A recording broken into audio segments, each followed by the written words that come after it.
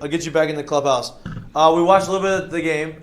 The Friday night game was, I think, to me, the Friday night game may be the difference in the season. I think that, they were down to one strike. We were down to our last out, one strike, last inning. Travinsky ends up getting a walk. He ends up walking, somehow battling his way to a walk, gets on base. Next guy gets on base, wild pitch, game-winning hit, Cruz hits a homer. To me, that's a jump start for the rest. Like that, you look back at the end of the season, they make it to Omaha. You're like, hey, this game is the difference in the season. This game is when everything turned around. Really, that one at bat, you would feel like is the bat that made that happen. And then they go into Saturday, and they have a 4-3 game, and the bullpen is nails. They go out there. Look, Fondo came in a big situation. We were actually watching the at bat, and we watched the sequence, and we were all talking about, like, man, he got 0-2 on 2 breaking balls that were for strikes. There was actually a bet on the sequence. Yes, we actually put money like, hey, I think he's going elevated heater. Everybody was pretty much in consensus on elevated heater, and he throws a wipeout slider and strikes the guy out on a check swing, which was an enormous moment in the game. That was probably the game. The bases were loaded. This was it was a one-run game. This was the moment that you're either going to win the game or lose the game. And these are the moments that we really haven't taken advantage of throughout the course of the year in these tight games, and we did. We win that game. Gervais closes it out. The boys got chippy. I feel like when the boys get chippy, they play better. You see, they were counting Raiselman's sets. He does set a bunch of times, but I don't care. You can set 15 times if you want, as long as you set all you want. Yeah. I don't care. But they started counting it. He's taunting the crowd, counting his sets. He only did it 6 times that time. They should have done it. I don't know what they were counting, but he does it on Friday. Does it on Saturday. They win, and then on Sunday, I'm on board with the 2 freshmen piggybacking each other. I guess they're 2. I think one may be a sophomore. But they piggyback each other. One goes 3, the other goes 4, and then the bullpen closes it out. And then they obviously bang their way to a 13-3 victory. What did you see this weekend? What did you like about this weekend? We're going to talk about what we liked, not what we didn't like, because there's a lot to like. For me, it's dude. Look, I'm gonna be honest with you. I fully believe in their bats. Like, I think the bats they're gonna play, and they're always gonna be there, and they're gonna give them a chance. The pitching's been better than we expected it this year, and it's given them a chance every day. For me, is like, as long as they can keep going and keep playing steady, good defense, I think the team's way better than what people think it is, and way better than what they've looked so far, if you want to go with looks. Like, I think that's huge for them. I think the more that they can continue to play consistent defense, you will continue to see bigger moments from the offense. You'll continue to see more confidence on the mound. That's for me, that's what it is. Well, let's talk about this. So their defense, obviously their defense has been the question mark, right? But their bullpen, to me, has been, and we talked about it going into the year, about like, oh, we're not sure about the season. We're not sure about the pitching staff. We're not sure about the bullpen. But the bullpen has been their strength. They had a bunch of arms. Yeah, right. We knew they had a bunch of arms. We just didn't know who and where. And didn't know who was going to step up. We knew someone needed to step up, and they have. These young guys, Vittmeyer has been a dog out the bullpen. He has been a guy, every time he's come out, yeah. He's shut the door down. He has done well. Gervais has been nasty. I think Gervais has moved into that closer role, right? And you have Raiselman and you have Fontenot, who comes in and gets you out of trouble whenever they need to. Then you have the 2 young guys that come in. They piggyback each other on the Sunday games. They've pieced together the bullpen, and I think that they're going to be able to do this. Now, look, it's a tough recipe to be able to go and win the SEC and make a deep run in the postseason when you have one guy starting on Friday who's good, and Mik'd, who's been pitching very well. You have Blake Money, who has been a little up and down. He threw a little bit. He threw better this weekend. Gave up 2 runs, but struck out 5 plus. I think he was 5. Over 5. He threw 4 innings, struck out at least five guys, and then you piggyback with the guys on Sunday, right? It is going to be difficult to sustain that. I think that they can, because, like you said, we do have a lot of arms and a lot of guys that have stepped up. But to not have a guy go deep into the game 2 games in a row, it's going to be tough to sustain that bullpen productivity. It is, I think we can. But it also for the back end of the season, when everyone's in a way kind of stretched out and everyone is all hands on deck, it does show you the depth of the pen, which is good to know. Yeah, no, for sure. I think that Gervais stepping up and being that guy, now you have 3 guys that you're comfortable throwing in that closer role. And to me, that is a huge asset. And then we haven't really talked much about him, but Jay first of all, he flipped back the middle infield, which is fine. Maybe he just did it to shake it up. They're fine. Like, I'm not worried about that.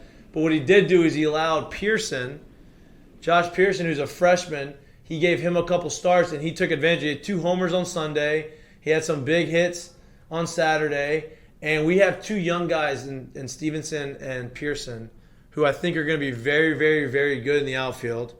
And now they're starting to kind of force their way into the lineup. And Pearson obviously doesn't seem like he's going to be taken out of the lineup anytime soon based off of what they did. What happened? There's some background noise going on. Something happened. There's some background noise going on. But I think work through it. We gotta work through it. We're gonna battle through this. But what was I saying? Young guys forcing their way into the lineup between Stevenson and the young guys forcing. And then look, what Pearson showed and what he did, he went Oppo Taco and poolside homer. Like, I think that he's gonna be in there for a long time, and I think that he's kind of proven that he belongs, which is good. I think that was kind of a surprise. Nobody really thought that they needed to add to the lineup, but I think this is an added bonus along with the bullpen guys that we have.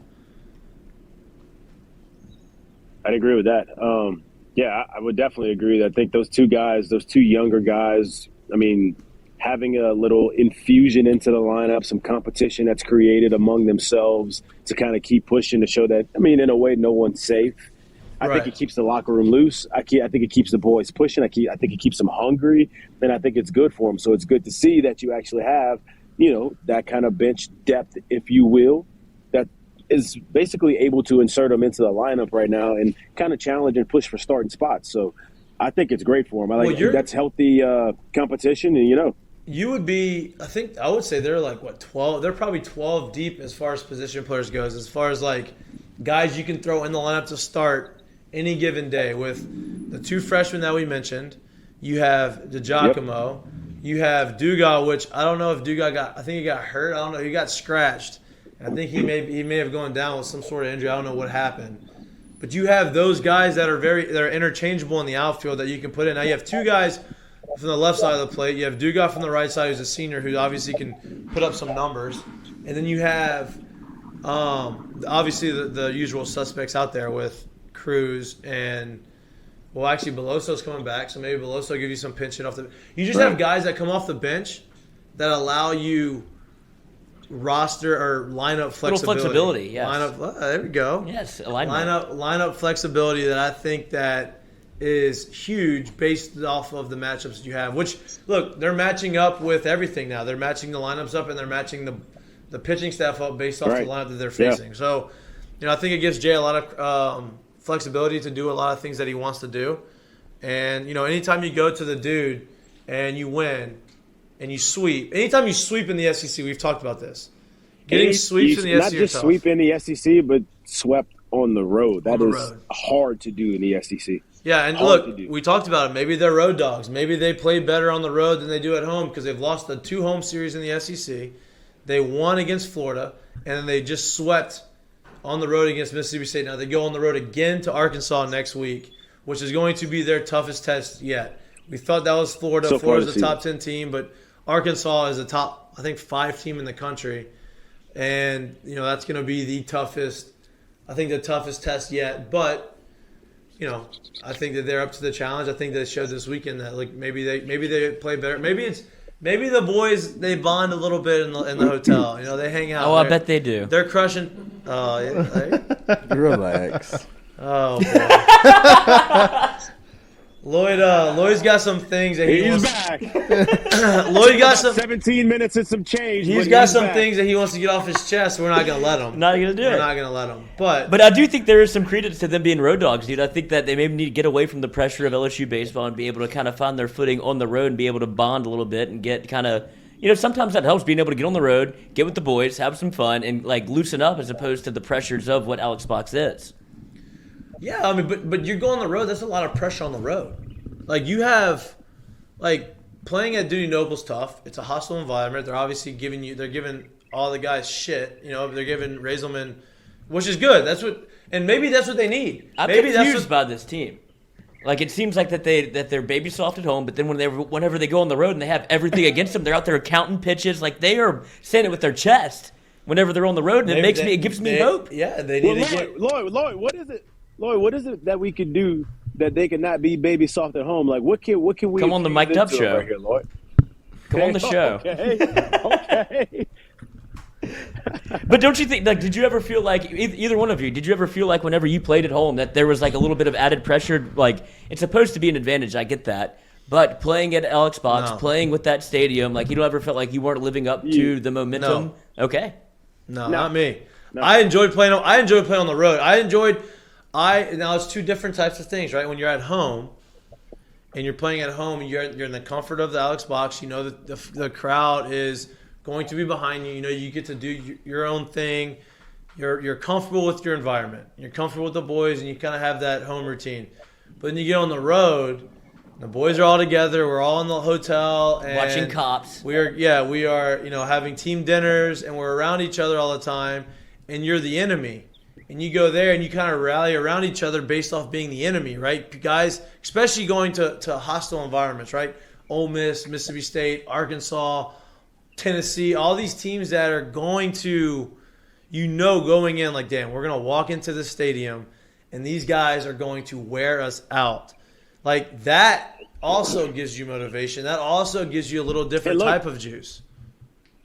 And look, maybe I don't know. I'm not trying to insinuate anything here, but maybe the fact that maybe things are a little bit more for them regimented on the road and a little less your time, however you want to get it done. Maybe something like that actually locks them in a little bit better. Maybe that's something that could help them. I really don't know.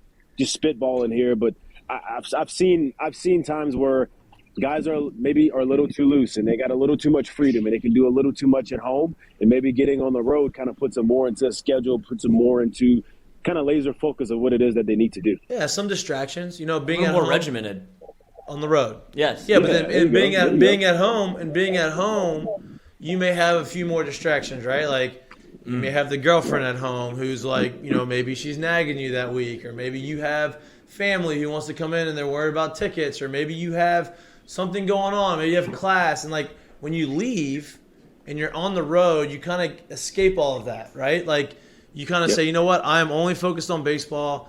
I wake up, I go to sleep, I play baseball, I train, I do whatever I have to do. Like Tinder. You kind of have that system in place on the road, and you kind of get away from the distractions. Sometimes that is a welcome change, especially when you come off of a series that you probably know you probably should have won and you didn't win.